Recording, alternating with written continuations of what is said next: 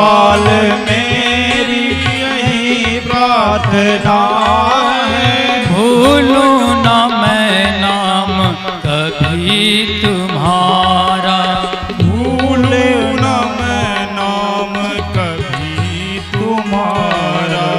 निष्काम हो के मैं दिन रात गाऊं, निष्काम हो के मैं दिन रात गाऊं। हे नाथ नारायण वासुदेवा, निष्काम हो के मैं दिन रात गाऊं। हे नाथ नारायण वासुदेवा, श्री कृष्ण गोविंद हरे मुरारे। हे नाथ आप सभी ताली बजाते हैं गए। वासुदेवा, श्री कृष्ण गोविंद हरे मुरारे। हे नाथ नारायण वासुदेवा, पितु मात भ्राता सखा हमारे, पितु मात भ्राता सखा हमारे, सखा हमारे, सखा हमारे, सखा हमारे, सखा हमारे। पितु मात भ्राता सखा हमारे, पितु मात भ्राता सखा हमारे। हे नाथ नारायण वासुदेवा, श्री कृष्ण गोविंद हरे मुरारे। हे नाथ नारायण वासुदेवा, त्वमेव माता च पिता त्वमेव, त्वमेव माता च पिता त्वमेव, त्वमेव बन्धु च सखा त्वमेव, त्वमेव बन्धु च सखा त्वमेव, त्वमेव विद्या द्रविणं त्वमेव, त्वमेव विद्या द्रविणं त्वमेव, त्वमेव सर्वं मम देव देव। श्री कृष्ण गोविंद हरे मुरारे। हे नाथ नारायण वासुदेव, श्री कृष्ण गोविंद हरे मुरारे। हे नाथ नारायण वासुदेव, हे नाथ नारायण वासुदेव, हे नाथ नारायण वासुदेव।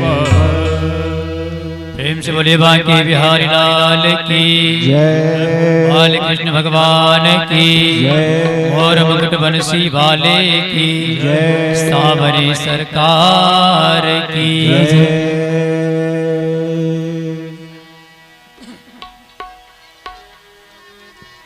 श्रीमद् भागवत महापुराण की कथा श्रवण करने से पहले जैसा कि मैं कल निवेदन किया था, अंतःकरण में भाव का होना बहुत जरूरी है, क्योंकि भाव नहीं तो फिर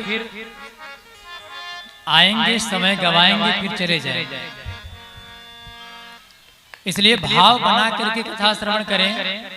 और मेरा प्रयास ये होता है कि श्रीमद् भागवत में जिन जिन महापुरुषों की, जिन भक्तों की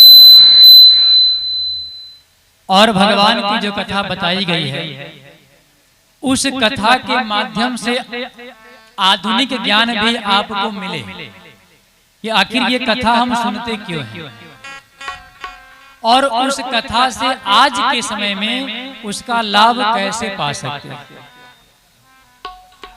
ये जरूरी है, नहीं तो पुस्तक में लिखी बातें तो आपके घर भी हैं, पढ़ सकते हैं, और आजकल तो ज्ञान मार्केट में बिक रहा है, बाजार में ज्ञान बिक रहा है और हर व्यक्ति अपने आप में विद्वान है, कोई अज्ञानी नहीं है। जो पढ़ा है वो भी विद्वान है और जो नहीं पढ़ा वो तो परम विद्वान है। अगर एक शब्द रखा जाए तो उसके अनेक अर्थ निकल जाते हैं अपने आप। इसलिए कथा श्रवण करने की पद्धति पहले प्राप्त कर लें, उसके बाद कथा हम लें और उसका लाभ हमको मिले। कभी कभी ऐसा भाव होता है कि लोग सोचते हैं कि देखते वो कैसे कहेंगे, वो क्या कहेंगे।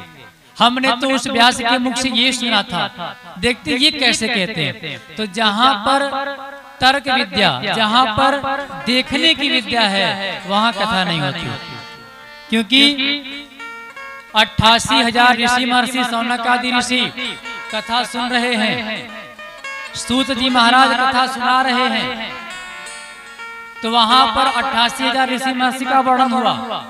लेकिन जिस समय सुखदेव स्वामी ने कथा दिया, उस समय सतयुग से लेकर के द्वापर के अंत तक के सभी ऋषि वहां पर विराजमान थे। तो क्या सतयुग के ऋषि विद्या में कमजोर थे? क्या त्रेता के ऋषि विद्या में कमजोर थे? क्या उनको भागवत नहीं आती थी? क्या सुखदेव स्वामी बहुत बड़े थे? सुखदेव स्वामी को 16 वर्ष का दिगंबर कहा जाता है, लेकिन सुखदेव स्वामी एक बालक कथा दे रहा है, सुनने के लिए सारे तीर्थ मूर्ति रूप में आए, सारे नदियां आई, जो दादा के दादा के दादा हैं वो भी मूर्ति रूप में आए, महान ऋषि आए। तो क्या वो विद्वान नहीं थे? क्यों आए? क्योंकि उनके अंदर भाव था कि हरि अनंत, हरि कथा अनंता। भगवान का दर्शन कौन किस रूप में करा दे कोई नहीं जानता। और दर्शन क्या होता है? अगर आपको ऐसा लगता है कि भागवत सुन लेने से भगवान सामने प्रकट हो जाएंगे, तो इस जन्म में तो आप ये भाव छोड़ दीजिए। इस जन्म क्या, किसी जन्म में भगवान नहीं मिलने वाले ऐसे। क्योंकि जिसको हम बाहर ढूंढते हैं ना, वो अंदर ही बैठा है, और जिसको हम बाहर खोजते हैं उसका दर्शन अंदर ही होता है। तो ये कथा हमें क्या करती है? आत्मा को मन से जोड़ देती है, और मन आत्मा का फाटक है, दरवाजा है, गेट है, वो दरवाजा खुल जाता है। और जैसी दरवाजा खुलता है, फिर अंदर हमारे अंदर कथा रूपी अमृत प्रवेश करती है, और अंदर ही मन मंदिर में भगवान का साक्षात्कार होने लग जाता है।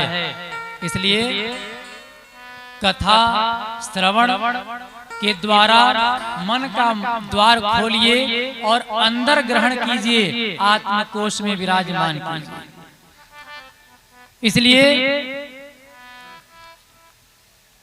कथा को ये बात आती, कथा क्या है? कथा जो हमारी व्यथा को दूर कर दे, वही कथा है। और जो हमारी व्यथा को दूर ना कर सके, वो मात्र कहानी है, एक उलझावनी लुभावनी मनभावनी कहानी है, और कुछ भी नहीं है। कथा हमारे व्यथा को दूर कर दे, और हमारी व्यथा क्या है? मन को चैन नहीं है, शरीर को आराम नहीं है, भाव नहीं है, प्रेम नहीं है, दया नहीं है, करुणा नहीं है, ममता नहीं है। माँ किसे कहते हैं पता है? हमें कहा गया मानव, और हमारे भी शरीर में 5 तत्वों का योग है, क्षिति जल पावक गगन समीरा। और यही पांचों तो जानवर में भी होता है, गाय में भी है, बैल में भी है, कुत्ता में भी है, बिल्ली में भी है, घोड़े जितने भी हैं सब में यही पांचों हैं, क्षिति जल पावक गगन समीरा। तो फिर हमारे उसके में अंदर क्या है? हम लोग का भी जन्म होता है, वंश वृद्धि होता है, जानवरों का भी जन्म होता है, वंश वृद्धि होता है। हमारे भी माता पिता हमको पालना जानते हैं, खिलाना जानते हैं। गाय बैल अन्य जानवर भी अपने बच्चों को खिलाना पिलाना जानते हैं। फिर हमारे उनके में अंतर क्या है? हमारे और उनके में मात्र इतना अंतर है, वो भोग का जन्म है और हमारा योग का जन्म है। वो भोग भोगने के लिए आए हैं और हम योग करने के लिए आए हैं। और योग कहते हैं जो मन के द्वार को खोल करके आत्मा से मिला दे, उस जोड़ को योग कहते हैं। और जब आत्मा से हम मिल जाते हैं तब हमें तत्व ज्ञान की प्राप्ति हो जाती है। तत्व क्या है? छित जल पावक गगन समीर। हम इन्हीं तत्वों के बारे में जान जाते हैं कि हमारे शरीर में कौन चीजें किससे बनी हैं और हमारे शरीर में कहाँ क्या खोजेंगे तो क्या क्या मिलेगा। सब हमारे अंदर विराजमान है, हम उसको खोज नहीं पाते। तो हमको क्या कहा गया? मानव। मानव का पहला शब्द क्या आता है? माँ। माँ का अर्थ क्या होता है? नहीं पता।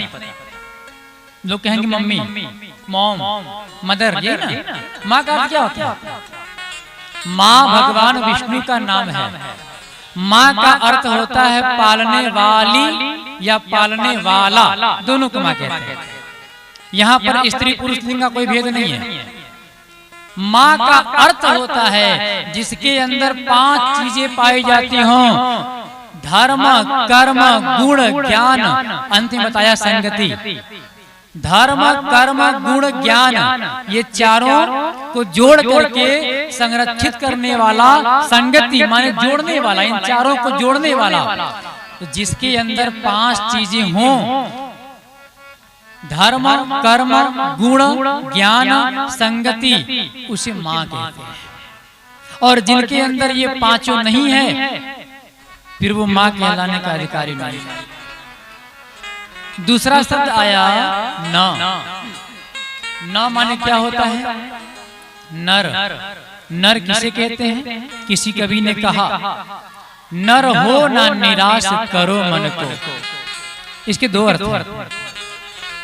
नर हो ना निराश करो मन को। अगर देखिए हमारे संस्कृत के शब्दों में बहुत शक्ति है, अंग्रेजी तो गाली है, लेकिन आजकल कलयुग के पाखंड से लुप्त हुई है सब ज्ञान। कलयुग का ऐसा पाखंड आया कि सारे ज्ञान लुप्त हो गए। तो उसमें क्या आया? अंग्रेजी का ही बोलबाला है। अब उसमें गाली कैसे है? आप इसको देखिए। चाचा को क्या बोलते हैं अंग्रेजी में? अंकल। मौसा को अंकल। बुआ फूफा को अंकल। मामा को अंकल। अब मान लीजिए कोई नया व्यक्ति हमारे सामने है। अब हमारे पास मामा भी आ गए और फूफा भी आ गया। तो फूफा का मतलब है पिताजी के बहन का पति, और मामा का मतलब है माताजी का भाई। दोनों में अंतर है। अब मामा का भाई मतलब हमारे फूफा से भी बहुत नीचे है। मामा के श्रेष्ठ पिताजी और पिताजी के श्रेष्ठ फूफा जी। अब वो दोनों को बोल दिया अंकल। अब ये विचार करना मुश्किल है कि बुआ के पति ये वाले हैं कि वो वाले हैं। अब अगला व्यक्ति कंफ्यूज है कि बुआ के पति मामा वाले हैं कि ये वाले, मतलब कौन है? कंफ्यूज है। ये क्या है? गाली है। अब कोई व्यक्ति है, हम उसको बोले आप में क्या है? सम्मान। अब हमको बहुत क्रोध आया, हमको उसका सम्मान करने का मन नहीं कर रहा, हमने कह दिया तुम। तो यहाँ पहचान है ना? बड़े व्यक्ति को तुम कह दीजिए तो फिर उसका बड़ा अपमान हो जाता है। अंग्रेजी में क्या है?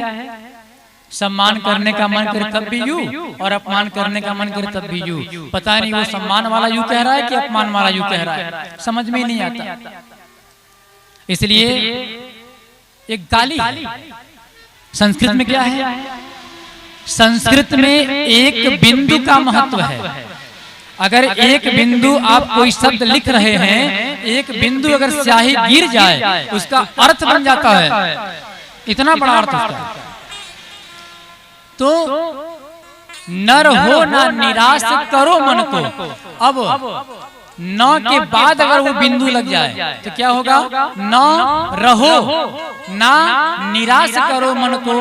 अब कहीं न र के बाद बिंदु लग जाए तो क्या होगा? नर हो ना निराश करो मन को। दोनों में अर्थ बदल गया।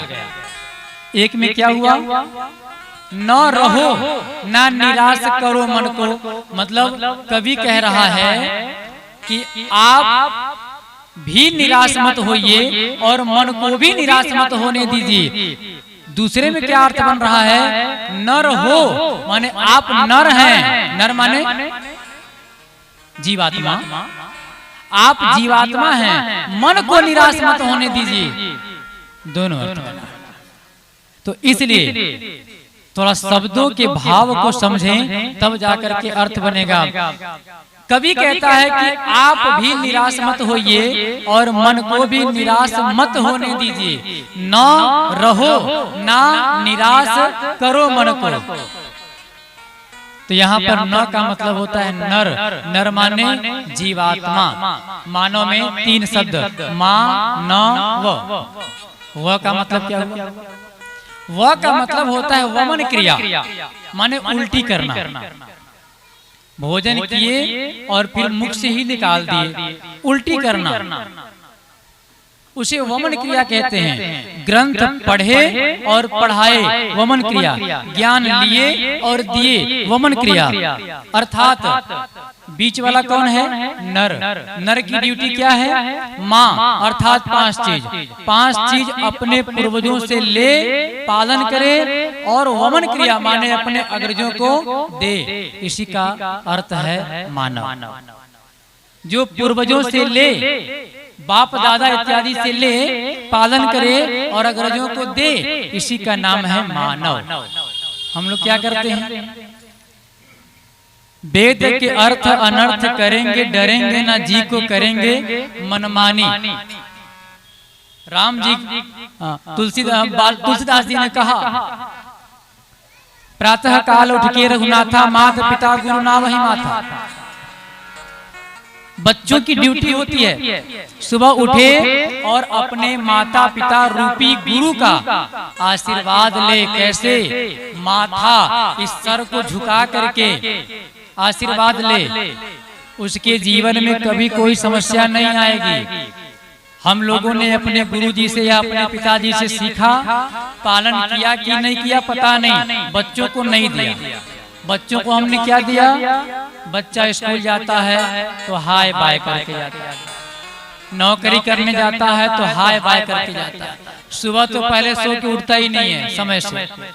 पहले माता पिता उठते हैं, फिर बच्चों को जगाते हैं तो बच्चा कहता है अरे पापा जी रात में हम 12 बजे सोए, 2 बजे सोए, 8 बजे भी नहीं उठ सकते। सवाल जवाब करते क्यों? हमारी कमी। हमने मानव जीवन को सार्थक नहीं किया, हमारी कमी। इसलिए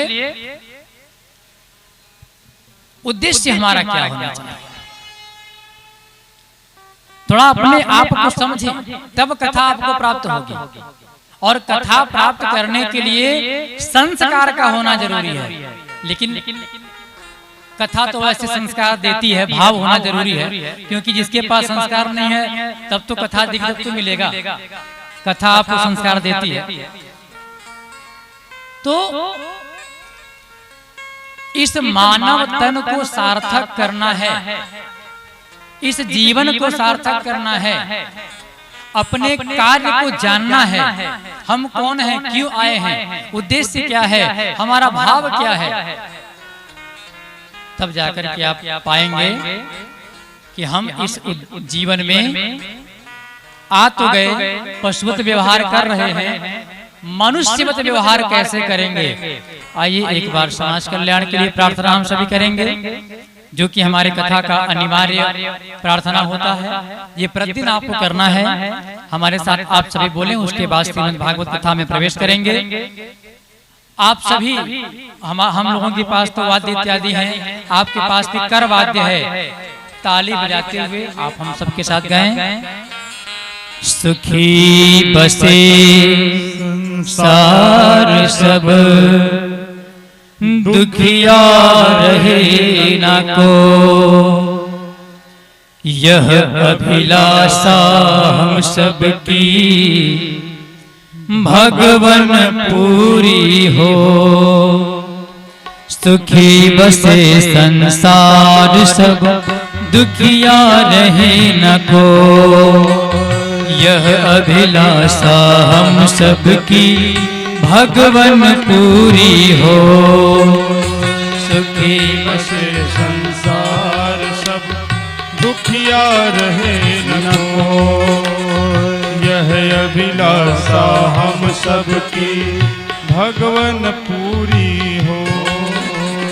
विद्या बुद्धि तेज बल सबके भीतर हो। विद्या बुद्धि तेज बल सबके भीतर हो। दूध पूत धन धान्य से वंचित रहे न को। दूध पूत धन धान्य से वंचित रहे न को। आपकी भक्ति प्रेम से मन होवे भरपूर। आपकी भक्ति प्रेम से मन होवे भरपूर। राग द्वेष से चित मेरा कोसों भागे दूर। राग द्वेष से चित मेरा कोसों भागे दूर। पाप से हमें बचाइए करके दया दया।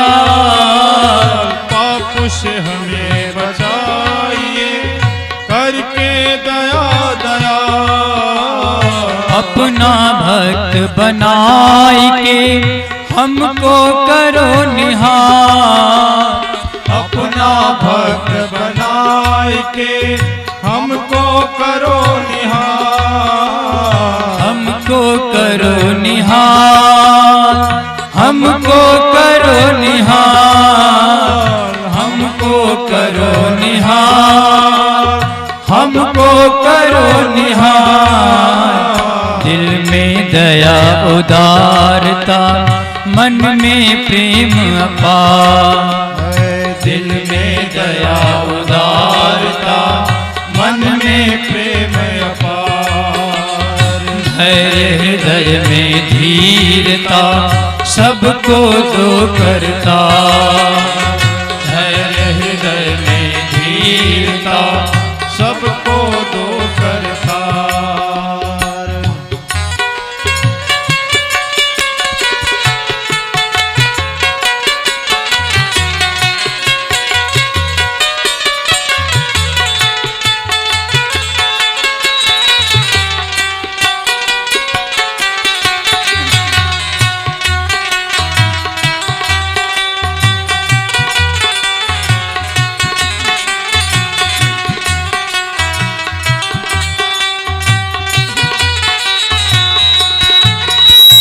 दिल में दया उदारता मन में प्रेम अपार।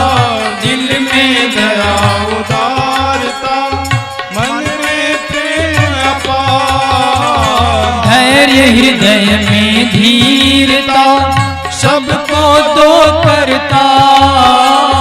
धैर्य हृदय में धीरता सबको दो करता। हाथ जोड़ विनती करो सुनिए कृपा निधान।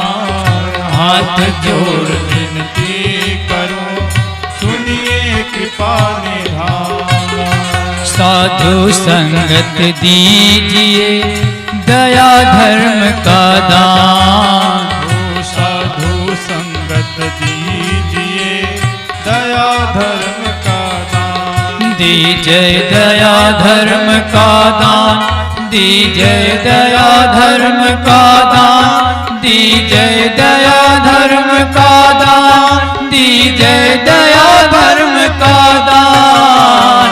सुखी बसे संसार सब दुखिया रहे न को।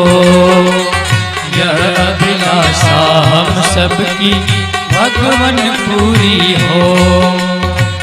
अभिलाषा हम सबकी भगवन पूरी हो। यह अभिलाषा हम सबकी भगवन पूरी हो। यह अभिलाषा हम सबकी भगवन पूरी हो। भगवान से प्रार्थना करने के पश्चात आप सब अंत में आया ना, दिल में दया उदारता, मन में प्रेम होना चाहिए, धैर्य, हृदय में धीरता। ऐसा ना हो कि बीपी हाई हो जाए, क्रोध आ जाए। काम क्रोध मद लोभ सब नाथ नरक के पंथ। धैर्य, हृदय में धीरता होना चाहिए, तभी समझ में आएगा कि ईश्वर कहाँ रहते हैं, भाव बनेगा।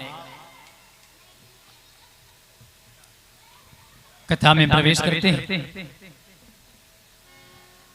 नारायण नमस्कृत्यं नरं चैव नरोत्तमं देवीं सरस्वतीं चैव ततो जयमुदीरये।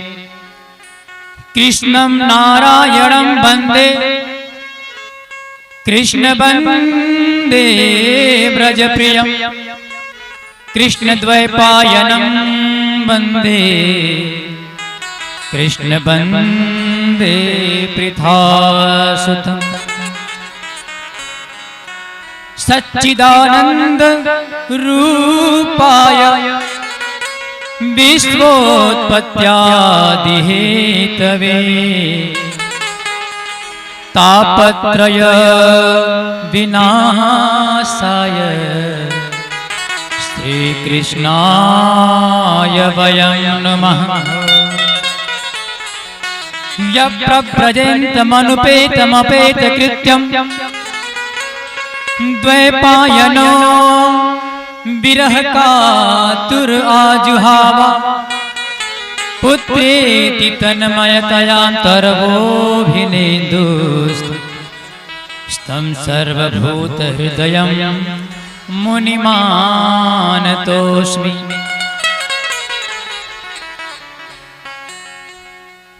भगवान सच्चित आनंद अकारण करुणा करने वाले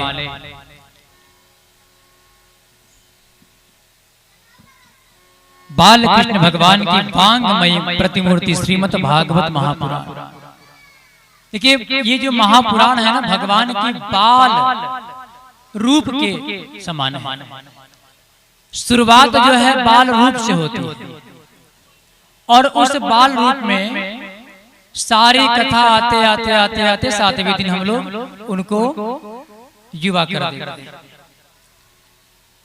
और आप श्रीमद् भागवत के ऊपर देखें, भगवान के चतुर्भुज रूप का वर्णन, चतुर्भुज रूप का दर्शन नहीं है, बाल कृष्ण का दर्शन है। अगर आप देखेंगे श्रीमद् भागवत महापुराण में तो भगवान के बाल रूप का दर्शन मिलता है। कारण है, ये सारी चीज कोई अकारण नहीं होता, अकारण कुछ होता ही नहीं है, सबके पीछे कारण होता है। अगर हम कथा सुनने बैठे हैं तो कारण है, अगर कोई व्यक्ति यहाँ तक नहीं पहुँच पाया तो कारण है। अगर होता है ना, कभी कभी कथा होती है, निमंत्रण जाता है 100 घरों में, आते हैं 10 घर के लोग। जब यहाँ नृत्य होता है ना, अभी ये इसी चौकी पर नाच करवा दीजिए, फिर देखिए पूरा भर जाएगा, ये टेंट तम्बू सब कवर जाएगा। क्यों? जब ईश्वर की कृपा जिस पर होती है वही व्यक्ति वहां पहुंच पाता है, सबके बस की बात नहीं है। इसलिए हम लोग मनाते हैं कि भैया वही लोग कथा गिने चुने आए चलेगा, लेकिन भाव के लोग आए, प्रेमी लोग आए, सत्संगी लोग आए, आते थे। तो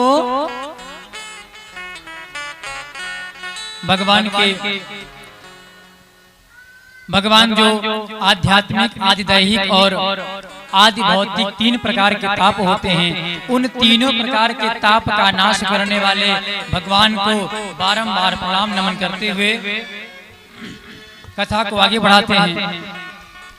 श्री सुखदेव जी का प्रसंग आता है। ये कथा श्री सुखदेव जी के मुखारविंद से कही गई। सुखदेव जी एक ऐसे वक्ता हैं जिनका यज्ञ पवित्र संस्कार भी नहीं हुआ था, लौकिक वैदिक कर्मों के अनुष्ठान का कोई उनको ज्ञान भी नहीं था, कोई अवसर भी उनके सामने नहीं आया था। 12 वर्ष अपने माता के गर्भ में रहे। वेदव्यास जी ने बार बार प्रार्थना किया, बालक बाहर आ जाओ, कितने दिन माता के गर्भ में रहोगे, माता को पीड़ा होती है। 12 वर्ष गर्भ में रहे। एक बात कहें,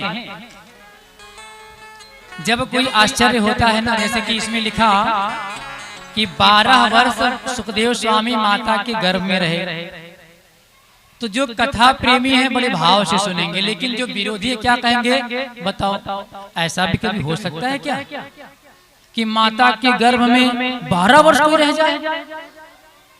ये बताइए कि हर माता के गर्भ में 6 बच्चे होते हैं क्या? हर माता के गर्भ में 6 बच्चे होते हैं। अभी हाल ही में हमारे पास एक वीडियो आया, एक माता ने 6 बच्चे को जन्म दिया। एक माता ने 6 बच्चे को जन्म दिया। क्या कभी ऐसा हो सकता है कि किसी बालक का स्वभाव विकृत हो? एक बालक ने जन्म लिया जिसका नाक बड़ा था, एक बालक ने जन्म लिया, 3 बालक एक साथ पैदा हुए, तीनों एक में सटे हुए थे। एक बालक ने जन्म लिया 7 महीने में, एक बालक ने जन्म लिया 8 महीने में, एक बालक ने जन्म लिया 10 महीने में। प्रमाण क्या है शास्त्रों का? 9 महीना 9 दिन, बस इतने में जन्म हो जाता है। 9 महीने 9 दिन के अंदर जन्म हो जाता है। कोई 7 वर्ष में जन्म ले लेता है, लेकिन 100 में 2-4 होते हैं, बहुत नहीं होते। तो कभी कभी ऐसी विकृति हो जाती है, लेकिन अज्ञानियों को कौन बताए? अभी एक घोड़े ने मनुष्य के बच्चे को जन्म दिया। क्या है ये? घोड़ी ने मनुष्य के बच्चे को जन्म दिया। ये अलग की बात है कि वो जन्म लेते 2-4 घंटे बाद मर गया। तो ऐसी ऐसी विकृतियां समाज में हैं, लेकिन अब हम तो ये नहीं कहते ना कि सारे देवी देवताओं ने ऐसा किया। यहाँ वेदव्यास जी की पत्नी का बात चला। और एक चीज और है, ये कथा द्वापर की है। द्वापर की नहीं, ये और पहले द्वापर की कथा आती है। वेदव्यास जी बार बार प्रार्थना कर रहे हैं। सोचिए, पहले आयु 1 लाख वर्ष होती थी, फिर 10,000 वर्ष हुई, फिर 1,000 वर्ष हुई, फिर कलयुग में 100 वर्ष हुई। आज स्थिति ये है कि मुझे लगता है कि 100 वर्ष जीने वाले 100 में 1 ही 2 होंगे, बाकी 60, 70, 80 जाते जाते वो प्रार्थना करते हैं कि प्रभु अब उठा लो, अब उठा लो। 100 तो कोई जीता ही नहीं, आपके सामने हो रहा है, पहले था। तो ये काल परिस्थितियां। अब कोई ये कहे कि बताओ, पुराण में लिखा है कि 1000 वर्ष जीते थे द्वापर के लोग, कैसे हो सकता है? भैया अपने आप पर दादा को देख लीजिए। अभी हमारे पिताजी के मामा एक्सपायर किए हैं 106 वर्ष के होकर के, और यहाँ 50, 60, 70, 80 तक हालत खराब हो जाती है। तो क्या हम मान ले? नहीं, वो झूठ बोल रहे थे। 106 वर्ष के होकर के वो शरीर छोड़े। तो कहने का भाव ये कि हम लोग क्या करते हैं, जितनी हमारी सोच है, क्षमता है, बस उतना ही जान सकते हैं। उसके ऊपर अगर किसी मेंढक से पूछा जाए कि भैया दुनिया कितनी बड़ी है, तो मेंढक क्या कहेगा? जितनी बड़ी कुआं उतनी बड़ी दुनिया। अभी आप अंतरिक्ष का पता लगाते रहिए, उस तो अनंत है। तो जो अंतरिक्ष अनंत है, तो क्या उस अनंत में मात्र एक पृथ्वी होगी क्या? उसमें तो अनंत पृथ्वी है, अनंत सूर्य है, अनंत चंद्रमा है, अनंत सब कुछ है। लेकिन हमारी सोच जितनी है उतने को अंत मान लेते हैं। इसलिए इस संसार में कुछ भी झूठ होता ही नहीं है। फर्क इतना है कि हम लोग उसे मान लेते हैं।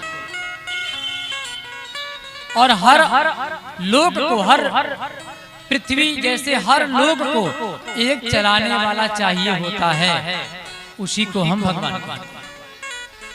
जैसे इस पृथ्वी लोक को ब्रह्मा जी को दिया गया, विष्णु जी को दिया गया और शिव जी को दिया गया। तीन, एक पैदा करेंगे, एक चलाएंगे और एक संहार करेंगे।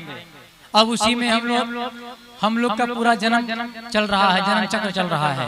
ऐसे ऐसे तो लाखों करोड़ों अनंत होंगे, तो हम उस अनंत तक नहीं सोच सकते, बस जहां तक हमारी दृष्टि गई उसी को अंत मान लेते हैं। हर स्थान, जैसे कि हर व्यक्ति के घर का अपना नियम होता है। मान लीजिए यहाँ का नियम है 11 बजे भोजन करते हैं लोग, मान लीजिए।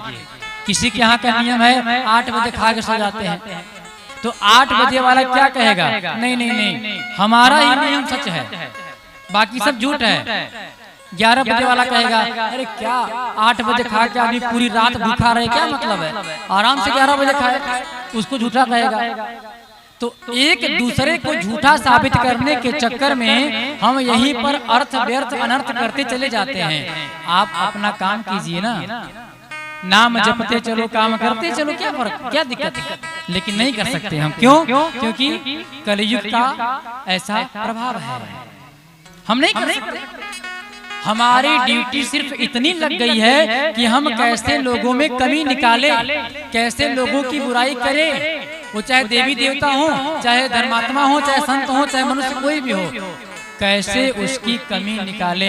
और आपने कभी किसी की बड़ाई करके देखा है? 100 अच्छा काम कर लीजिए, कोई बड़ाई नहीं करेगा। एक बुरा काम कर लीजिए, गलती से एक आपसे गलत काम हो जाए, फिर देखिए बुराई की लाइन लग जाती है। क्या ये क्या है जानते हैं? एक कहावत है ना कि बुरा जो देखे ना मैं चला, बुरा ना मिलिया कोई। अगर ये भाव रहेगा तो कोई बुरा नहीं मिलेगा। सबसे बड़ा कारण ये है कि हमारे आंखों पर लगा है काला चश्मा, तो हर व्यक्ति काला दिखाई दे रहा है, अर्थात हमारे अंदर ही बुराई है। इसलिए हमने सिर्फ उसकी बुराई को देखा, उसकी अच्छाई को तो हमने देखा ही नहीं। सबसे बड़ी बात यह है कि हम बुरे खुद हैं। ये 12 वर्ष गर्भ में रहे सुखदेव स्वामी, वेद व्यास जी बार बार कह रहे हैं बेटा अब तो बाहर आ जाओ, बेटा अब तो बाहर आ जाओ। सुखदेव जी ने पिता के प्रश्न को, पिता के प्रेम को देख करके मन ही मन भगवान से प्रार्थना की, प्रभु मैं पृथ्वी लोक पर नहीं जाऊंगा। अंदर से आवाज आई, पिताजी मैं मृत्यु लोक पर नहीं जाऊंगा, क्योंकि मुझे पता है जैसे ही मृत्यु लोक पर जाऊंगा विष्णु की माया घेर लेगी। सुखदेव स्वामी ने ऐसा कहा, विष्णु की माया घेर लेगी। विष्णु की माया क्या है? इसी को जानना संतों का। विष्णु की माया जो है हमें भ्रमित करने के लिए आती है, और भ्रमित करना अर्थात हमारी परीक्षा लेना कि कितना प्रेम भगवान के प्रति है। आप जैसे ही अच्छे काम में जाएंगे विष्णु की माया आपको घेरेगी और आपको रोकेगी, और वो परीक्षा लेगी कि ईश्वर के प्रति कितना प्रेम है। कभी कभी आप अनुभव किए हैं ना, एक घर में 4 भाई हैं, चारों में प्रेम नहीं होता, लेकिन जिससे हमारा बोलचाल नहीं होता उससे प्रेम हो जाता है। चारों का अलग अलग, फिर वो बट जाते हैं। क्यों? यही तो माया का काम है। माया पहले देखती है कि एक माता के गर्भ से 4 पुत्रों ने जन्म लिया, खान पान एक जैसा, घर एक जैसा, प्रेम व्यवहार एक जैसा माता पिता ने दिया, लेकिन बच्चों के व्यवहार में माता पिता के प्रति अंतर आता है कि नहीं? तो माया तुरंत अपना काम करती है, और माया के वश में मनुष्य फंस जाता है। तो फिर भगवान कहते हैं तुम्हारा मेरे यहाँ कोई काम नहीं, फिर तुम जाओ यमराज के पास और घूम फिर के फिर आओ नरक में। देखिए जानबूझ के जो पाप करता है उसी का फल मिलता है, अनजाने में जो हो गया वो हो गया। इसलिए और कलयुग में तो बड़ा सरल सा नियम बता दिया भगवान ने। कलयुग में एक नाम आधारा, केवल नाम सुमिरन करते हुए काम कीजिए, आपको सब कुछ प्राप्त होगा जो आप चाहेंगे। लेकिन आपकी चाह और भगवान का भाव होना चाहिए। अब ऐसा नहीं है कि मंदिर में गए सुबह सुबह 10 किलो मीठा चढ़ा दिए, 1000 लगा, मान लीजिए 2000 लगा, भगवान जी आज मुझे 10 लाख की चोरी करने जाना है, ध्यान रहे कोई पकड़ने ना पाए। तो भगवान खूब मनोकामना पूरा किया। तो मनोकामना भी मनोकामना की तरह होती है। मनोकामना का मतलब होता है जो सतमार्ग पर चल रहा है व्यक्ति, उसके अंदर से अपने आप वो भाव आता है, कुछ ऐसा कर खिल जाए सुखी हुई गली, ये मनोकामना है ना। कुछ ऐसा कर मिल जाए छूटी हुई गली। हम लोग क्या करते हैं, तोड़ते हैं, कैसे दो परिवार में अलग कर दें, कैसे दोनों को बांट दें, कैसे परिवार में विध्वंसता ला दें, कैसे लड़ा दें, ये होता है। तो भगवान तो इसको पूरा करने से रहे।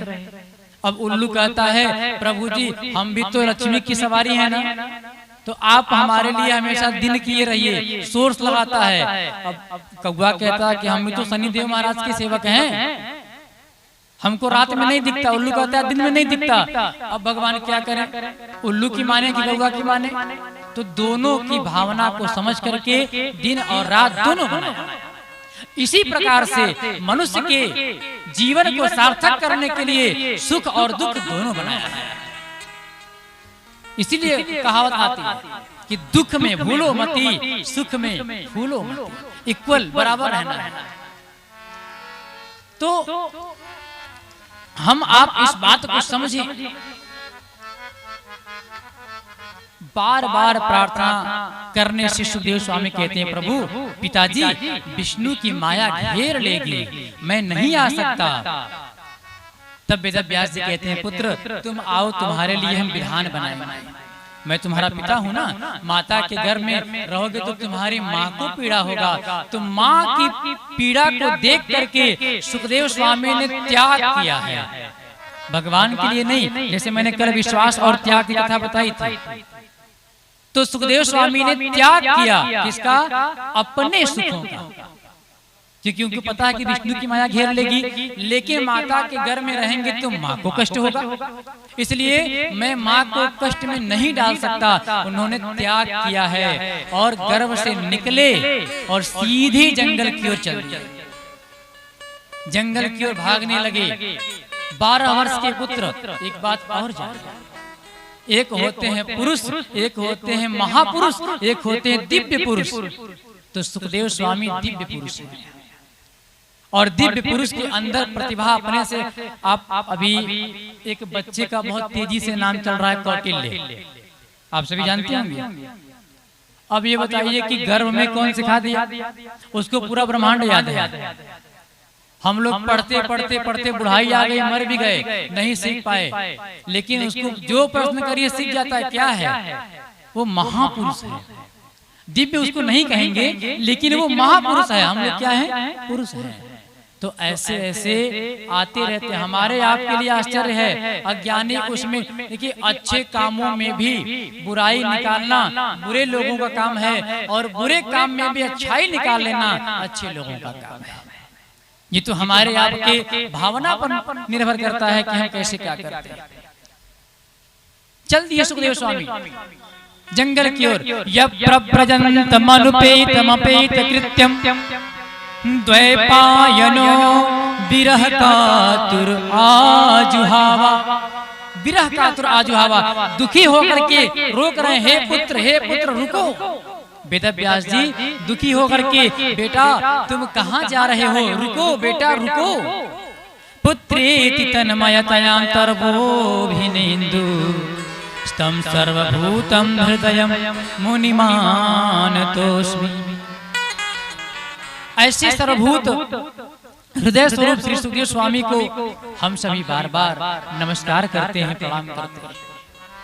एक शब्द आया, सुखदेव स्वामी जंगल की ओर भागे हैं, तो पीछे पीछे वेद व्यास जी गए हैं, और वेद व्यास जी हा पुत्र करते हुए गए हैं। अब सुखदेव स्वामी इतनी तेजी से गए कि आगे निकल गए। वहां बगल में एक नदी पड़ती थी, नदी में कुछ माताएं स्नान कर रही थी। सुखदेव स्वामी वहां से गुजरे, माताओं ने लज्जा नहीं किया, सिर्फ उनको देख करके हंसी और प्रणाम की कि हो सकता है कोई संत जा रहा है, दिगंबर माने बिना वस्त्र का संत जा रहा है, क्योंकि कुछ होते हैं ना नागा बाबा होते हैं। प्रणाम किया, लेकिन जब वहीं पर पहुंचे वेदव्यास जी तो माताओं ने पर्दा कर लिया। अब इस पर्दा को देख करके वेदव्यास जी ने प्रश्न खड़ा किया कि अरे मेरा 16 वर्षीय दिगंबर पुत्र गया है। शब्दों पर ध्यान दीजिएगा, पुराण में आता है 12 वर्ष गर्भ में रहे तो निकले तो 12 वर्ष के रहेंगे ना। लेकिन सुखदेव स्वामी ने पूछा वहां के माताओं से कि यहाँ मेरा 16 वर्षीय दिगंबर पुत्र गया है, आपने देखा? तो माताएं शर्म के मारे पर्दा कर ली, कोई उत्तर नहीं दी। तो वहां के वृक्षों ने उत्तर दिया कि हे गुरु श्रेष्ठ, आपका पुत्र तो इधर ही गया है। वेदव्यास जी ने प्रश्न खड़ा कर दिया, मेरे पुत्र को देख करके आपने कोई लज्जा नहीं किया, जबकि वो दिगंबर है, 16 वर्षीय है। उन्होंने 16 वर्षीय नहीं कहा, 16 वर्ष का दिगंबर, लगभग 16 वर्ष। आपने लज्जा नहीं किया? मुझे देख करके मैं तो बूढ़ा हो गया हूँ, अब तो मेरे पास ऐसा कोई भौतिक सुखों का भाव नहीं है, आपने मुझे देखकर लज्जा क्यों किया?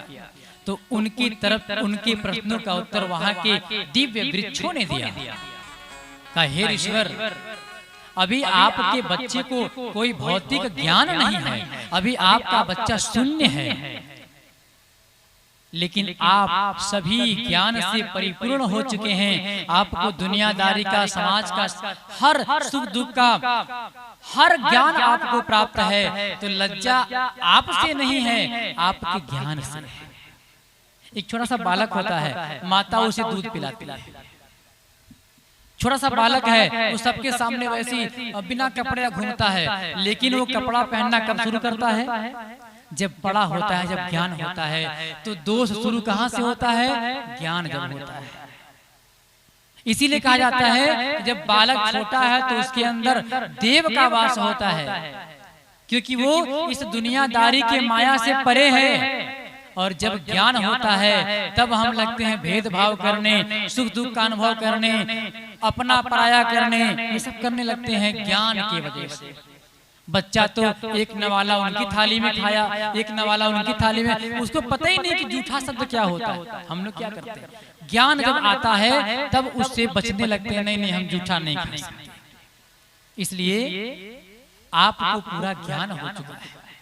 एक प्रश्न यहाँ पर और खड़ा हुआ है, 16 वर्षीय दिगंबर, 12 वर्ष गर्भ में, और शब्द है 16 वर्षीय दिगंबर। ये 4 वर्ष का अंतर कहां से आया? श्री सूत जी कहते हैं नैमिषारण्य क्षेत्र में 88,000 ऋषि महर्षि सौनक आदि ऋषियों ने प्रश्न कर दिया कि हे गुरुदेव, वेदव्यास जी ने 16 वर्षीय दिगंबर क्यों कहा? ये 4 वर्ष का मतलब क्या है? सूत जी महाराज प्राचीन कथा सुनाते हैं। सूत जी महाराज कहते हैं कि हे ऋषियों, एक समय कथा आती है, एक बार नारद मुनि माता पार्वती के विश्राम गृह में गए। नमन बंदन प्रणाम आदि करने के बाद माता से कहे कि हे माँ, आपके पति आपको नहीं मानते। करे आप ये कैसे कह सकते हैं? हमारे पति हमको बहुत मानते हैं। कहे नहीं, आपके पति आपको नहीं मानते। कहे आपको पूरा विश्वास है कि आपको मानते हैं? कहे हाँ मुझे मानते हैं। कहे अगर आपको मानते हैं तो अपनी सारी बातें आपको बताते होंगे? कहे हाँ बताते हैं। कहे हम कैसे मान लें? पहले नारद जी का काम होता है ना उलझाना। नारद एक ऐसा शब्द है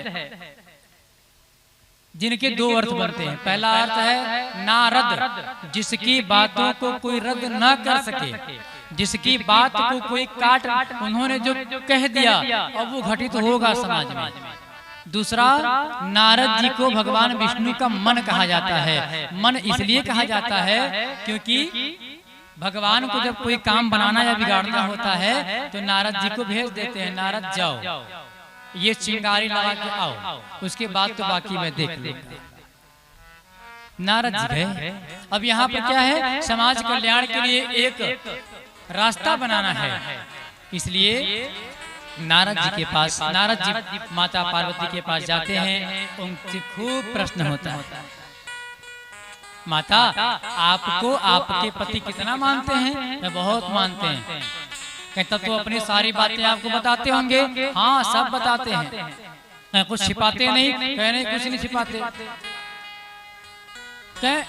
आपको आज तक उन्होंने ये बताया कि जो ये मुंडों की माला गले में पहनते हैं भोलेनाथ वो किसकी है? माता ने कहा हाँ ये तो नहीं बताया, ये बात तो उन्होंने नहीं बताई। तब क्या खाक मानते हैं? मानते तो वो बात बताते ना। कहे नारद जी आज आपने मेरी आंख खोल दी, घर घर में ये समस्याएं हैं, ध्यान दीजिए। घर में विद्रोह करना होता है ना तो पहले माताओं के अंदर एक चिंगारी डाल दी जाती है, उसके बाद स्वामी जी आते हैं, फिर हो जाता है। उसके बाद तो फिर दोनों में 2-4 दिन बोलचाल बंद, उसके बाद फिर मनौती शुरू, फिर वो प्रेम नहीं बन पाता। एक बार जो हो जाता है फिर वो वैसा भाव नहीं बन पाता, फिर हमेशा शक की दृष्टि दोनों में बनी रहती है। पति पत्नी के बीच में अगर शक की धारणा है उस घर में कभी विकास नहीं हो सकता, क्योंकि नारी को कर्म कहा गया और पुरुष को धर्म कहा गया। जहाँ धर्म और कर्म दोनों में भेद हो वहाँ पर अधर्म ही रहता है। इसलिए धर्म और कर्म को एक बनाएंगे तब जाकर के सत्कर्म होगा, नहीं तो झूठ ही में कोई चिंगारी कान में डाल देगी तो फिर उस घर में तो नारद जी ने डाल दिया चिंगारी। माता कहते ठीक है आने दीजिए, आज तो खबर लेंगे अच्छे से, सब कुछ बताते हैं, छिपा कैसे लिया उन्होंने। नारद जी कहे माता आप जाने, आपके स्वामी जाने, ये हमारा काम थोड़ी है। अब वहां से कह के चले गए। अब माता जी को भवन में, नारद जी भोलेनाथ के पास, उनको भी नमन बंदन प्रणाम करते हुए, प्रभु आप कहाँ जा रहे हैं? भगवान बोले सोच रहे हैं कि थोड़ा घर जाएं। नारद जी बोले जल्दी जाइए, माता इंतजार कर रही हैं। भगवान बोले आप कहाँ से आ रहे हैं? कहे मैं वहीं से आ रहा हूँ। कहे आप जब घर से होके आए हैं तो माता जरूर इंतजार कर रही होगी, क्योंकि कुछ न कुछ आपने जरूर कारण बनाया होगा। भगवान भोलेनाथ घर पे, ये कथा मैं सिर्फ भोलेनाथ, नारद जी या पार्वती जी की नहीं बता रहा हूँ, हर घर की कहानी है। अगर थोड़ा सा भेद हुआ तो फिर समस्याएं आ जाएंगी। नारद जी वहां से चले गए, भोलेनाथ घर में गए और घर में जाने के बाद माता पार्वती को क्रोध में देखा। नारद जी कहते हैं भगवान विष्णु के पास जाकर के, प्रभु आज तो मैंने जो काम किया है इससे समाज में एक ज्ञान का चमत्कार होगा।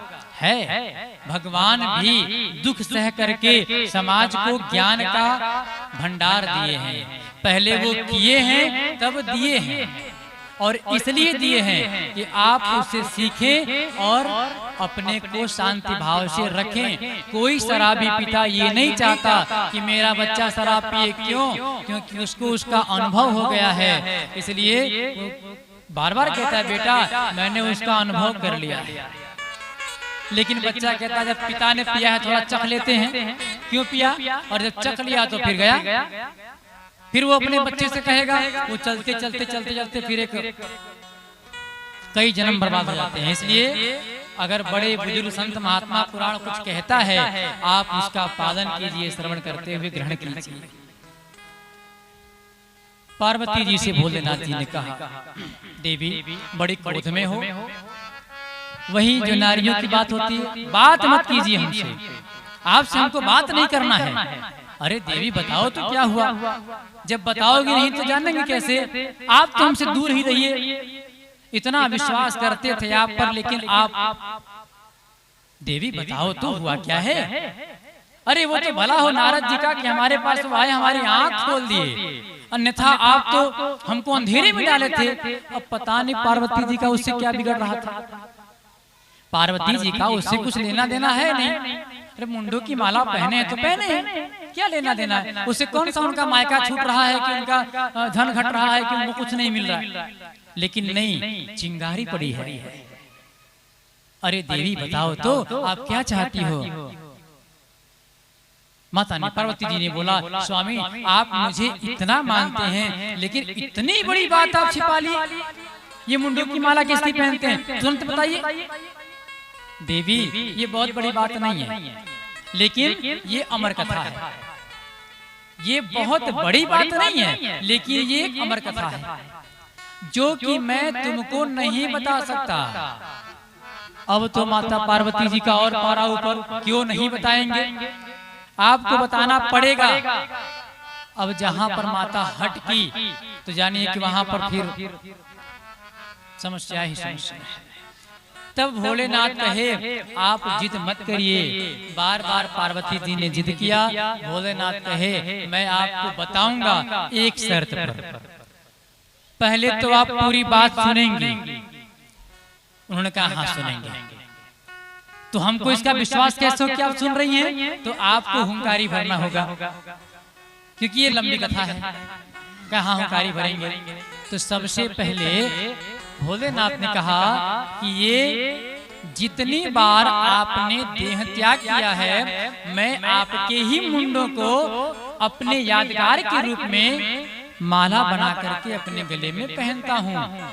कि स्वामी मैंने कई बार आपको छोड़ा है। हाँ आपने कई बार हमको छोड़ा है। क्यों? कि आपको हम पर विश्वास नहीं है ना।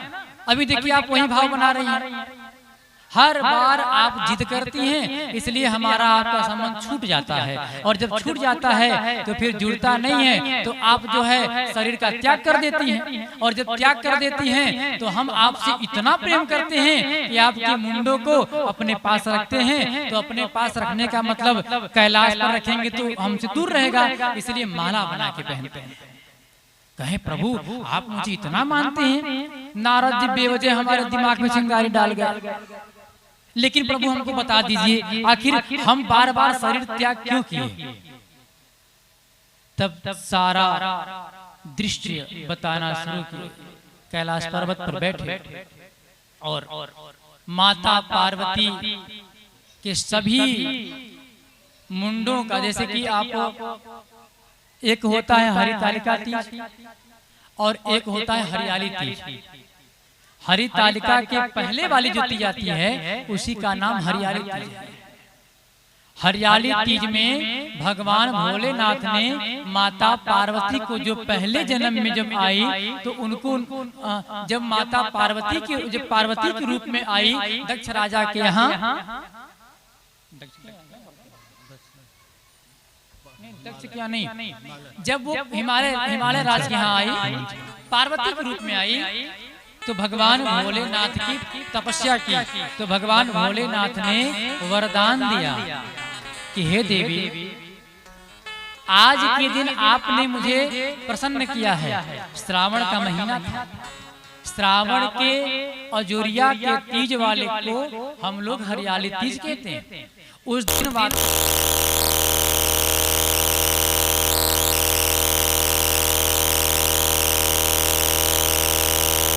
108वें रूप में हम आपको पाएंगे और आज उसका हम आपको वचन देते हैं। तो उन्होंने उस दिन वरदान दिया और हरितालिका तीज जब पड़ता है उस दिन भगवान ने पाया। ये विधान तो 107 जन्मों की कथा बताते हैं। कैसे कैसे माता को पाए, कैसे कैसे त्याग हुआ, कैसे पाए कैसे त्याग, पूरी कथा बताते हैं। और उसी कथा में बताते बताते 4 वर्ष बीता। जब वो कथा बता रहे थे तो एक सुख पक्षी वहां पर अंडा दी और अंडा देकर के उड़ गई। जब भोलेनाथ कथा बताना शुरू किए उसी समय सुख पक्षी अंडा दी और वो उड़ गई। उड़ने के बाद वो अंडा उसी बर्फ में ढका रहा और उसी में बढ़ता चला गया। मतलब उसने 4 वर्ष पूरी कथा सुनी, अंडे से ही बच्चा होने तक 4 वर्ष कथा सुनी। उसके बाद श्री सुखदेव स्वामी कहते हैं कि 3 वर्ष माता ने कथा सुना। 3 वर्ष के बाद वो सो गई। तोते का बच्चा थोड़ा बड़ा हो गया था, हुंकारी वो भरने लगा। प्रभु को लगा कि देवी भर रही हैं, उन्होंने पूरी कथा सुना दी। 4 वर्ष जब बीता, देवी की तरफ ध्यान गया, उन्होंने देखा कि अरे ये तो सो गई है। उनको जगाए और पूछे देवी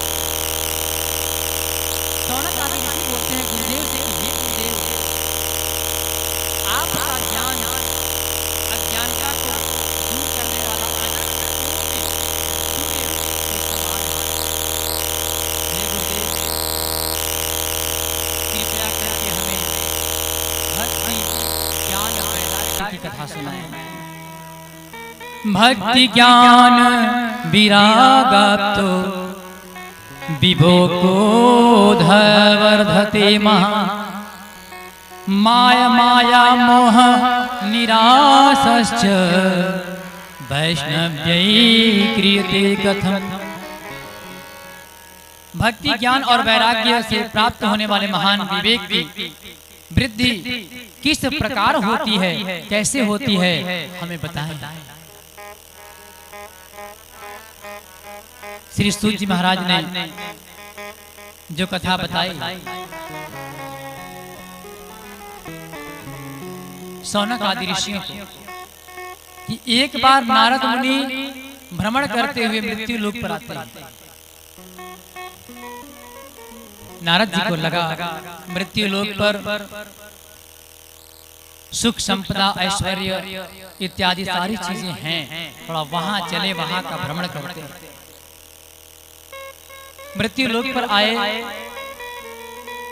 हनुमान जी का दर्शन किया, क्योंकि मृत्यु लोक पर हनुमान जी ही एकमात्र ऐसे भगवान के भक्त हैं और हमारे भगवान हैं, भगवान के भक्त और हमारे भगवान जो प्रत्यक्ष आज भी हैं,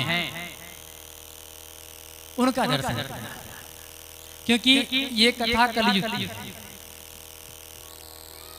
नारद मुनि मृत्यु लोक पर आए ये सोच करके कि मृत्यु लोक पर ईश्वर अपनी लीला पूर्ण करके वैकुंठ धाम गए हैं, कलयुग का अवसर आ गया है, चले थोड़ा वहां का आनंद ले, क्या स्थिति क्या व्यवस्था है। आने के बाद उन्होंने तो सब देखा कि सब गड़बड़ चल रहा है, समस्या ही समस्या। अब सत्ता गलत हाथ में चली जाए तो फिर कौन जाने क्या होगा। इसलिए काल के दूत के कली के हाथ में सत्ता चली गई थी। नारद जी आए, विचार करने लगे ये क्या हो रहा है।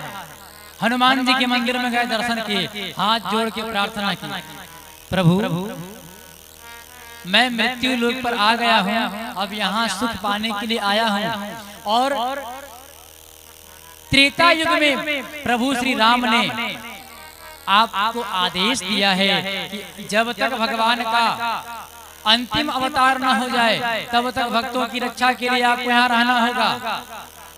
इसलिए आपको मैं प्रणाम करता हूँ और आप मुझे यहाँ रहने की और यहाँ के सुख इत्यादि का अनुभव करने की आज्ञा दीजिए। हनुमान जी कौन है? नारद जी ने हनुमान जी का ही क्यों दर्शन किया? देखिए कुछ चीजें अलग अलग जगह से मिलती है, श्रीमद् भागवत में इसका वर्णन नहीं है, देवी भागवत में आपको मिलेगा। कुछ चीजें आपको पाराशर संहिता में मिलेगा, कुछ चीजें आपको भविष्य पुराण में मिलेगा।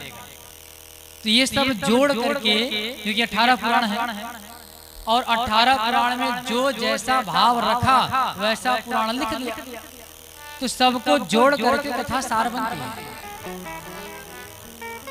अब हनुमान जी कौन है? हनुमान जी का नाम है हनुमान। हनु का मतलब होता है, हम लोग थोड़ी को भी हनु कहते हैं, और हनु माने होता है हनन करने वाला, जिसने अपने मान का हनन कर लिया हो, जिसने अपने अभिमान को समाप्त कर दिया हो, वो हनुमान है। अब हनुमान जी के पास 8 सिद्धि नवनिधि है। चाहते तो अहंकार कर सकते थे, प्रभु श्री राम जी हम तो आपसे बहुत बड़े हैं, हम आपके दास क्यों बने। लेकिन हनुमान जी ने राम जी को अपना प्रभु बनाया और दास बने। हनुमान जी सेवक बने, दास बने। ये किसका विषय है? भक्ति और भाव का विषय। और एक बात जान लीजिए, ये जो सृष्टि है ना, पापी अधर्मी आए और चले गए, आते रहेंगे और जाते भी रहेंगे। ये सृष्टि समाप्त नहीं होने वाली है, न तो भक्ति समाप्त होने वाली है। भक्ति क्या है? हम वही पानी पीते हैं, मात्र पानी है, उसी को भक्ति के द्वारा पीजिए, वही चरणामृत हो जाता। हमारा क्या बिगड़ा? हम लोगों से मिलते हैं तो हम कहें कि उस व्यक्ति से मिल के आए, उसी में थोड़ा भाव रख लीजिए, भक्ति रख लीजिए, तो वही व्यक्ति संत बन जाता है। हम उस संत से, उस महापुरुष से मिल करके आए। हम घूमने जाते हैं, पिकनिक मनाते हैं, अगर उसी में थोड़ा भक्ति को प्रवेश करा दीजिए तो वही पिकनिक आपका तीर्थ बन जाता है, वही पिकनिक, क्योंकि भगवान का तो पूरा क्षेत्र है। तो ये दुनिया भगवान की भक्ति का क्षेत्र है और हनुमान जी उसके मेन पात्र हैं। इसलिए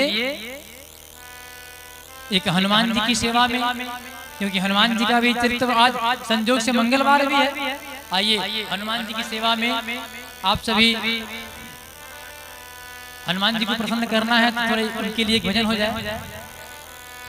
दुनिया चले न श्री राम के बिना, राम जी चले न हनुमान के बिना, दुनिया चले न श्री राम के बिना, राम जी चले न हनुमान के बिना, दुनिया चले न श्री राम के बिना, राम जी चले न हनुमान के बिना, राम जी चले न हनुमान के बिना, राम जी चले न हनुमान के बिना, ओ राम जी चले न हनुमान के बिना, राम जी चले न हनुमान के बिना, दुनिया चले न श्री राम के बिना, राम जी चले न हनुमान के बिना, दुनिया चले न श्री राम के बिना, राम जी चले न हनुमान के बिना।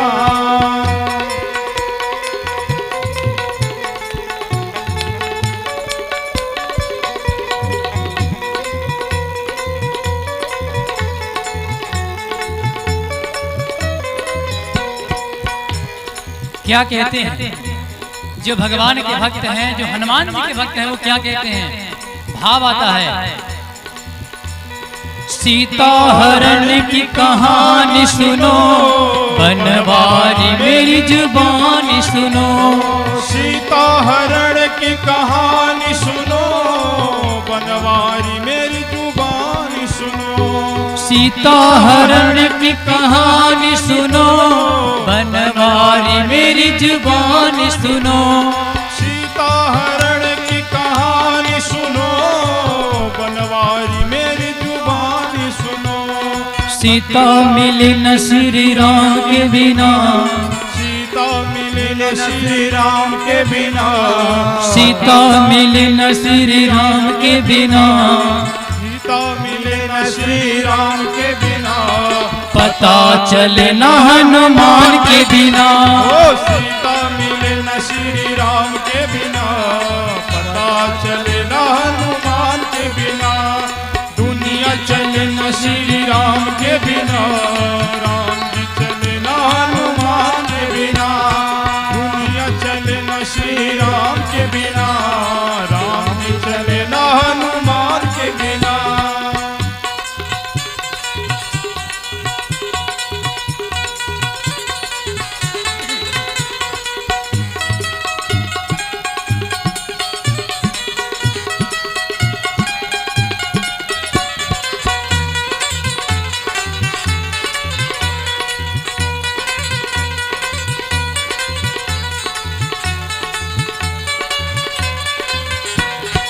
लक्ष्मण का बचना मुश्किल था, और बूटी लाने के काबिल था, लक्ष्मण का बचना मुश्किल था, और बूटी लाने के काबिल था, लक्ष्मण का बचना मुश्किल था, और बूटी लाने के काबिल था। क्या है इसमें? हनुमान जी एक ऐसे पात्र हैं जिन्होंने राम जी के सकल काज को बनाया, लेकिन इसमें हनुमान जी को अहंकार नहीं आया। क्यों?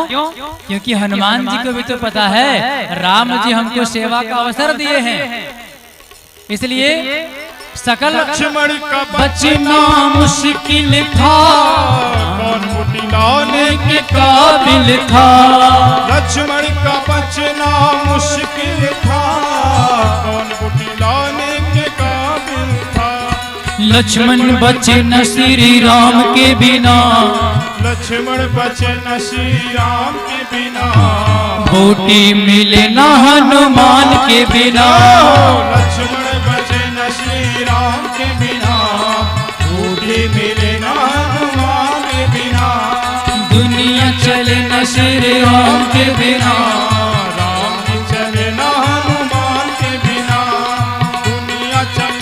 श्री राम के बिना, राम जी चले न हनुमान के बिना।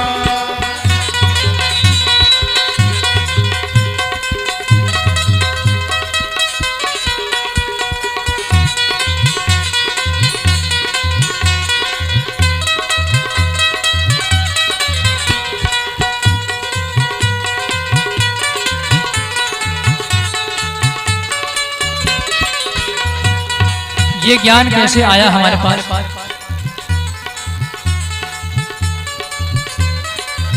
हनुमान जी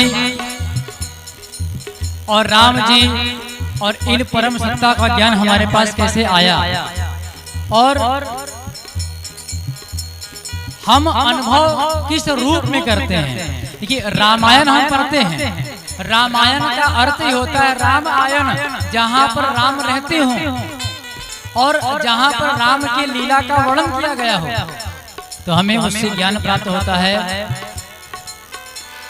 जब से रामायण पढ़ ली है, एक बात मैंने समझ ली है। जब से रामायण पढ़ ली है, एक बात मैंने समझ ली है। जब से रामायण पढ़ ली है, एक बात मैंने समझ ली है। जब से रामायण पढ़ ली है, एक बात मैंने समझ ली है। समझ में क्या आया? हमारे समझ में क्या आया? अहंकार का नाश कैसे होगा? अज्ञानता का नाश कैसे होगा? अभाव का नाश कैसे होगा? दुर्बुद्धि का नाश कैसे होगा? इन सब का चरित्र चित्रण रामायण में है। राम जी ने जो अपने चरित्र को दिखाया, दर्शाया, रामायण से हमें पता चलता है। तो क्या क्या? रावण तो एक माध्यम है। रावण रूपी अहंकारी हमारे भी शरीर में बैठा है, उसे कैसे मारा जा सकता है?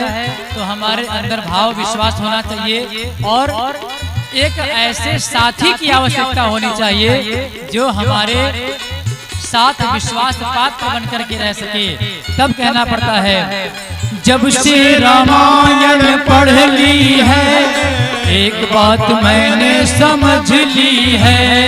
जब से रामायण पढ़ ली है, एक बात मैंने समझ ली है। रावण मरे न श्री राम के बिना, रावण मरे न श्री राम के बिना। लंका जले न हनुमान के बिना। जय हो। रावण मरे न श्री राम के बिना, लंका जले न हनुमान के बिना। दुनिया चले न श्री राम के बिना, राम जी चले न हनुमान के बिना। दुनिया चले न श्री राम के बिना, जय श्री राम। के बिना।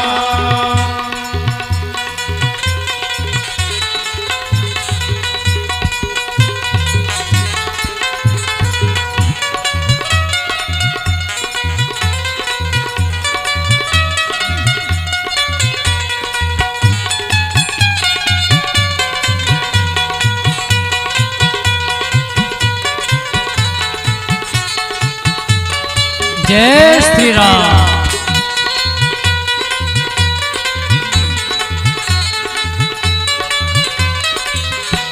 सिंहासन पर बैठे हैं श्री राम जी, चरणों में बैठे हैं हनुमान जी। क्या है? अगर मुक्ति चाहिए तो राम जी के चरण में जाना है, और भक्ति चाहिए तो हनुमान जी के चरण में जाना है। तो हमें तो भक्ति पहले चाहिए, तब तो मुक्ति का मार्ग बनेगा ना।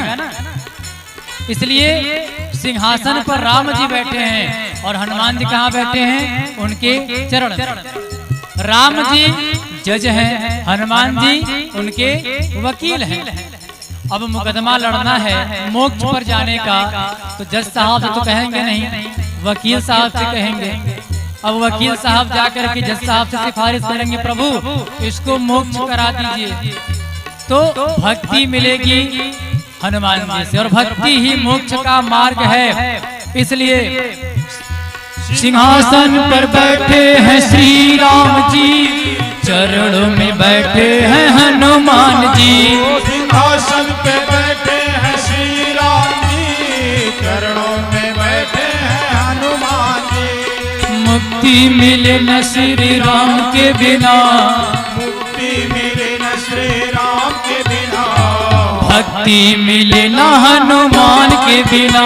जय हो। भक्ति मिले न श्री राम के बिना, भक्ति मिले न हनुमान के बिना। दुनिया चले न श्री राम के बिना, राम जी चले न हनुमान के बिना। दुनिया चले न श्री राम के बिना, राम जी चले न हनुमान के बिना। जय श्री राम।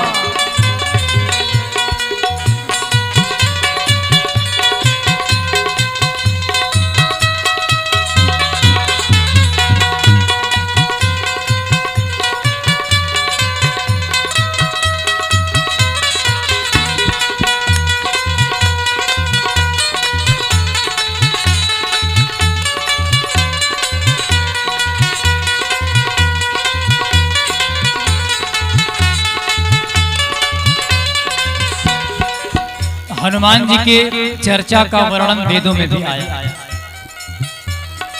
आप भी कुछ ऐसा करेंगे तो इतिहास में आपका नाम लिखा जाएगा, और इतिहास में वही अपना नाम लिख पाता है जो करता है, जो चलता है। अरे जो चलेगा वो गिरेगा, गिरने से मत डरिए। जिसका दामन स्वच्छ है दाग उसी पर लगता है, दाग से मत डरिए।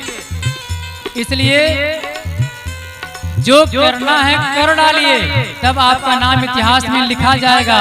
नहीं तो खाएंगे पिएंगे चले जाएंगे। तो हनुमान जी ने निडर भाव से, प्रेम भाव से, भक्ति भाव से राम जी के सेवक बने। कई प्रलोभन आया, कई ऐसे उनके पास भी आया बदलने के लिए, लेकिन उन्होंने सुनी नहीं। इसलिए वेद भी गाता है, क्या कहता है? पुराणों में कह डाला राम जी का साथी बजरंग बाला। एक बात बताएं, मित्र अगर सच्चा है तो जन्म जन्मांतर साथ देगा, लेकिन अगर मित्र झूठा है तो आपकी सारी युक्ति जान करके आपको ही प्रताड़ित करेगा। तो मित्र की तुलना हनुमान जी से की जा सकती है। इसलिए इस संसार के मात्र दो ऐसे रिश्ते हैं जो आपत्ति विपत्ति में परखी जाती है। पहला मित्र और दूसरा पत्नी। पत्नी की तुलना भी उनसे की गई है। इसलिए दोनोदोनों के अंदर विश्वास होना चाहिए, जो हनुमान जी और राम जी के बीच में है। वेदों पुराणों ने कह डाला राम जी के साथी बजरंग बाला। वेदों पुराणों ने कह डाला राम जी का साथी बजरंग बाला। राम न जिएंगे, राम न जिएंगे हनुमान के बिना, राम न जिएंगे हनुमान के बिना, हनुमत न जिएंगे श्री राम के बिना। राम न जिएंगे हनुमान के बिना, हनुमत न जिएंगे श्री राम के बिना। ये जी दुनिया चले न श्री राम के बिना, राम जी चले न हनुमान के बिना। दुनिया चले न श्री राम के बिना, राम जी चले न हनुमान के बिना। ओ दुनिया चले न श्री राम के बिना, राम जी जय जय श्री राम। दुनिया चले न श्री राम के बिना, राम जी चले न हनुमान के बिना। दुनिया चले न श्री राम के बिना, राम जी चले न हनुमान के बिना। हनुमान के बिना, हनुमान के बिना, हनुमान के बिना। बोले हनुमान जी महाराज की, राजा रामचंद्र महाराज की।